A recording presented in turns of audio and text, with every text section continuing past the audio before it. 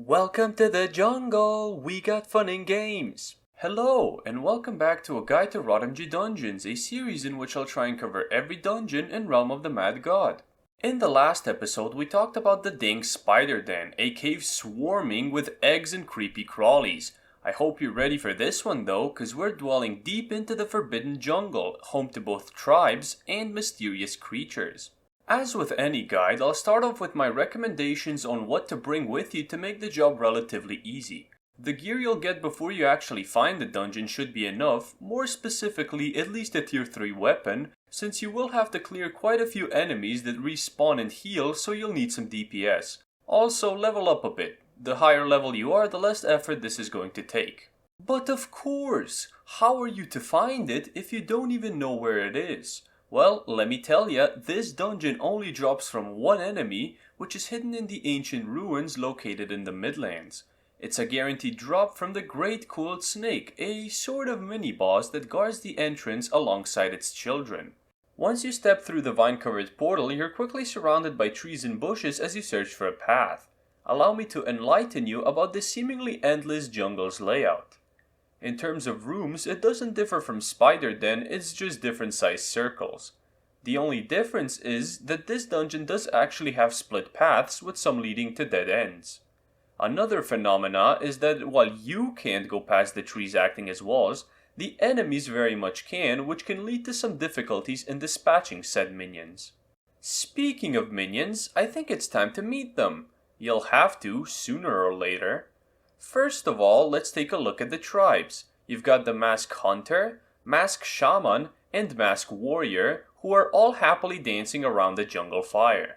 The Mask Hunter is a brawler that either charges at the player or orbits around the jungle fire if one is present. They possess 300 HP along with decent defense, and get healed by both the shamans and fire, yet despite all that they're still squishy little minions that shouldn't take too long to kill. Their attack is shooting 2 aim-track projectiles one after the other, dealing 25 damage. All of the tribe people only drop pollen powder, a drop unique to the dungeon, which is a consumable that restores 100 mana to every person in a 10-tile radius. It does have some niche uses, however carrying it usually has no point as there's much more useful stuff to fill your inventory with. Now on to the Mask Shaman, who is the healer of the group and has the lowest health, which makes him the obvious target when fighting these tribes. They won't be aggressive if a jungle fire is present, instead opting to just orbit around it and heal themselves and others. Meeting them in a room without a flame is a different story, as they'll slowly march towards the player while shooting 8 shots around them that deal 10 damage and inflict quiet for 1 second and hallucinating for 4 seconds. The quiet status effect drains all your mana and makes it not regenerate until the effect expires. The hallucinating status effect replaces all sprites with random ones and gives you a nice LSD trip. Last of the tribe people is the Masked Warrior. Their movement is very random as they kinda just dance around while shooting 8 shots around them that deal only 10 damage. While they are the toughest, they pose no threat as their shots barely do any damage even if standing on top of you. They're even less dangerous around a fire as they'll just orbit it and lose the ability to get closer and stand on you. And the last member of the tribe is the Jungle Fire, an incredibly tough minion that heals all of the masked tribes orbiting it while also shooting bullets that deal 25 damage and aim track. It also does damage if you stand on the fire, not too sure why you would though. It's got incredibly high defense, so clearing the other minions before fighting it is a good idea, and all it drops are tier 5 weapons. Next, let's take a look at the Basilisk family. You've got the Basilisk Baby, a squishy little minion that doesn't possess much HP or defense and only fires a single 22 damage projectile. It'll try to move closer towards the player if on its own, but will stick to any bigger basilisks around it. It only drops the tier 3 hide armor since it is called the Basilisk Hide Armor. Speaking of bigger, we've then got the Basilisk, a bigger, meaner version of the Baby that has more health, defense, shots, and damage. They alternate between shooting a single 22 damage shot and a high damage shotgun. These are very easy to dodge as they don't aim track, so circling around these minions can be an effective way of dealing with them. They do like to keep their distance, so if you move closer you will probably push them back into the trees where they'll be annoying to hit. They drop the Basilisk Hide armor along with Pollen Powder. The toughest minion in the dungeon is the Jungle Totem. It has the highest health out of any minion and shoots 40 damage projectile shotguns. Although having high health and damage, it doesn't pose much of a threat because it can't actually move. Where it excels though is in spawning totem spirits, which can be very annoying as it can be tough to kill the actual totem if you don't have a piercing weapon. All it drops is Pollen Powder. The totem spirits aren't the toughest, but can be annoying as having too many of them around can make it harder to hit other enemies, and they can deal a decent amount of damage as they shoot aim track projectiles that deal 25 damage. Disposing of some of them is a good idea, but don't get too occupied dealing with them, as they infinitely spawn until the thing summoning them is defeated. As you stumble onto what looks like a tribal worshipping site, you spot a massive figure wandering in the distance. It's him! The legendary, I think it's pronounced Mixcoatl? The Masked God. Sorry if I butchered that. Upon attacking him, he'll begin his ritualistic dance, which causes the boss totems to start spawning totem spirits. Look at him go.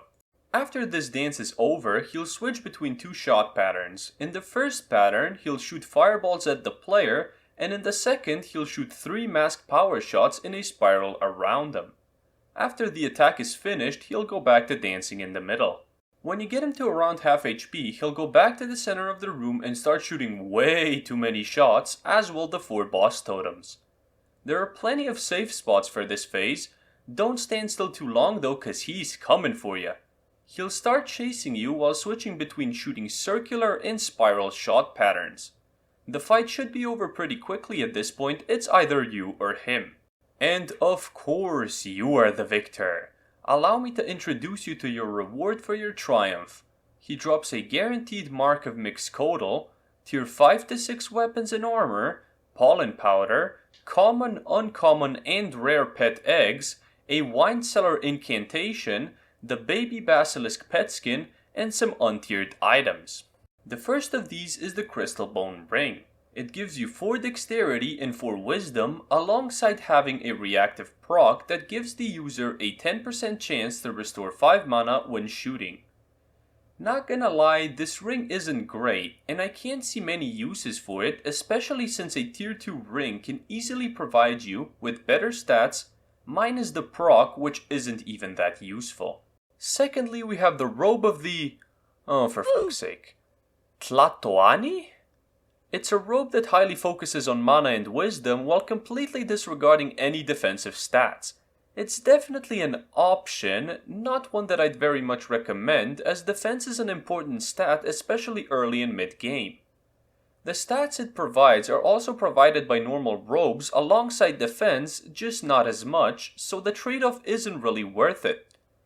Main use I can think of is the 200 feet power, which isn't bad for a low rarity pet. The third UT is the Cracked Crystal Skull. Now we're getting into the useful stuff. While this skull isn't great in terms of damage as it gets beaten by the tier 3 skull, it does have the second largest area of effect, which makes it incredibly good for healing from large groups of enemies.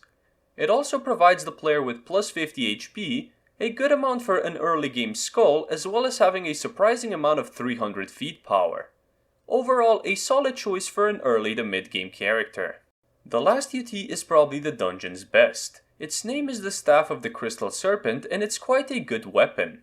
It has the same damage as a tier 7 staff, but has an increased rate of fire and range, which makes it a solid choice for early game. The DPS is comparable to a tier 8.5 staff, plus the increased range can help slightly in certain situations.